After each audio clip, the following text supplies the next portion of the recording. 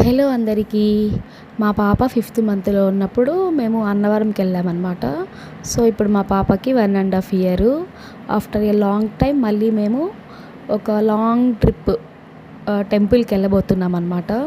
So తిరుపతిలో ఎండలు మామూలుగా లేవండి. అందరూ చాలా సేఫ్గా ఉండండి.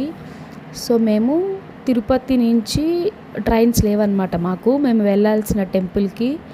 సో మాకు 4:50కి ట్రైను టైమింగ్ అనమాట.